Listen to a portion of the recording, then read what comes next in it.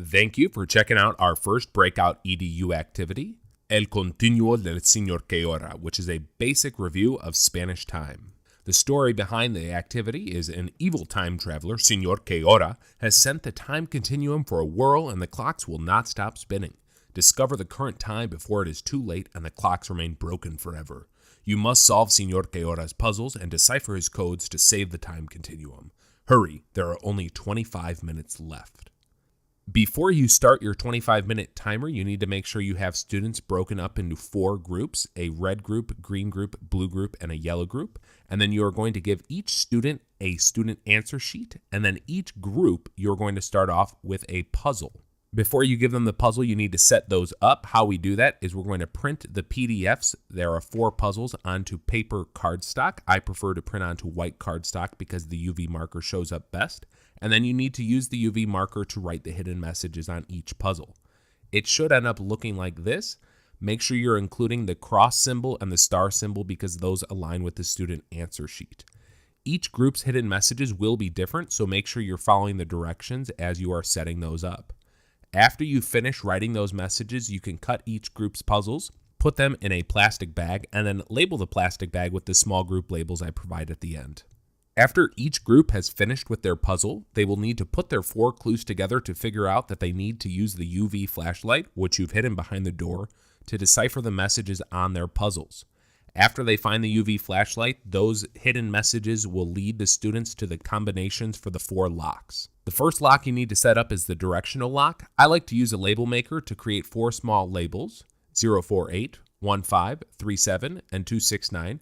Put each one of those labels with a corresponding arrow and then set the combination to be 1230 or 1230. For the traditional lock and key, you just need to put the key in your pocket and then students will need to show you it is 415 in Spanish to earn that key. For the 4-digit lock, set that to 0501 or 1050 backwards. For the alphabet multi-lock, set that to menos, M-E-N-O-S. And then finally, the 3-digit small lockbox, which will be inside the big Breakout EDU box, needs to be set to 215 or 215. After students have finished the paper puzzles, found the UV flashlight, and discovered the combinations for the locks, they will be able to open the big Breakout EDU box. There will be 4 envelopes inside corresponding with each team. Inside each envelope, there should be a code sheet for each student to work on. Students will need to work to decipher the codes and write the Spanish times. After solving the code, each team will get 1 number which corresponds with the final combination of the small lockbox inside of the large Breakout EDU box. They should end up getting the 4-digit combination 0215. The 0 will be omitted in the final combination because it is 215, the final time. Students will also have these student answer sheets throughout the entire process. These student answer sheets will be used to help decipher the clues from the puzzles, the clues with the flashlights, and then for the final combination of the small lockbox. Included are small clue coupons or pistas that you can give to each team, large team labels that I like to use on the envelopes inside the Breakout EDU box that contain each team's codes, and then the small team labels that I like to use to label each team's puzzles.